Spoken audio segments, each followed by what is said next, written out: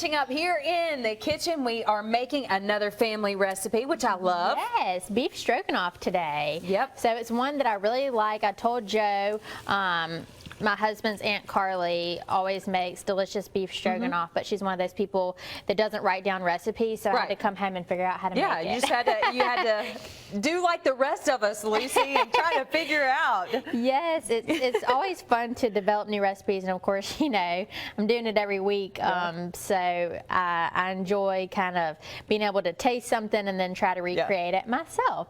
So I just added our wine, but what I have in this pot already, we started with some butter and oil, and we browned our stew meat and salt and peppered it and removed it. And then to that same pot, we added 1 sliced onion, 8 ounces of sliced mushrooms, and a teaspoon of garlic. And we let those veggies just kind of soften up a tiny bit. And we had a ton of brown, yummy bits collected on the bottom. It's not part that's burned, it's just flavor that sticks to the bottom of the pot. So you need to deglaze with something. So we are using white wine today. And for those that want to cook with wine but they don't drink, you know, typically on a regular basis, what I've started doing is just buying these little 4-pack bottles of wine. I keep red and white in the pantry, and then that way when a recipe calls for about half a cup, which is typically what a recipe calls for, you just open up one of these little bottles and you don't have to buy a whole bottle. You just keep these. So this was about half a cup, so I put that in there. So I've enjoyed, you know, being able to cook with wine, but I don't necessarily want the whole bottle open. So it saves some money for sure. Good idea. So, as you can see, I'm just using the wooden spoon to bring up those bits, and we're still on medium-high heat, so I'm going to add 4 tablespoons of flour. This is going to help thicken our sauce up. And the other things that we have here are Worcestershire sauce. I'm going to add a couple teaspoons of that, and then the only seasonings that we're going to put in here are salt and pepper. So I'll go ahead and add our salt and pepper here. You need me to stir while you're doing stuff? I know And then I'll do this. I'm going to add 2 teaspoons of Worcestershire sauce. Hey, look at you not measuring out. Talking about people just not measuring. Winging it. Just winging it. And I could never do that. So once we get that flour worked in like you're doing, we just let that flour taste cook off for, you know, just 30 seconds or so.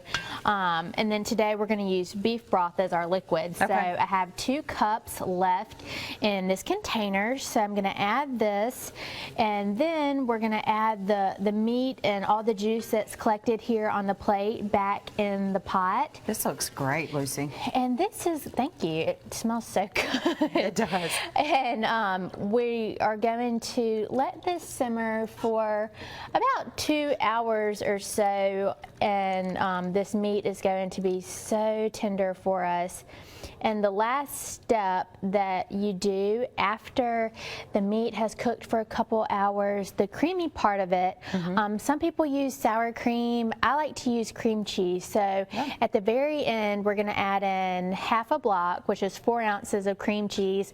Let that melt, and then at the very last second, we add in a cup of frozen peas that have been defrosted. Now, if peas aren't your thing, do you have to put them in? No, you definitely don't. My dad, that is the only thing that he does not eat. So when I got married and moved into my own house, it is like pea crazy over there because I love peas. But yeah, you definitely don't have to add those in. Your dad neglected you from peas. He did. I love them. I think, I guess that's why I just never got to have them. But yeah, you don't have to add those. So if you didn't want to do that, you would just add that cream cheese right at the end, let it come together. And Aunt Carly always serves hers over egg noodles, so that's what I do, but you can certainly serve it over rice. I mean, it's just, you know, kind of like beef stew. All right. So now at this point, we have our liquid in and everything back in, so we'll let it simmer 2 hours. Add the cream cheese and you're ready to go. All right. Well, if you want the recipe, full breakdown, fox10tv.com, Greer's website as well, like Lucy Greer on Facebook too. Always putting updates there. Lucy, this looks absolutely wonderful. Can't wait to try it. Thank you.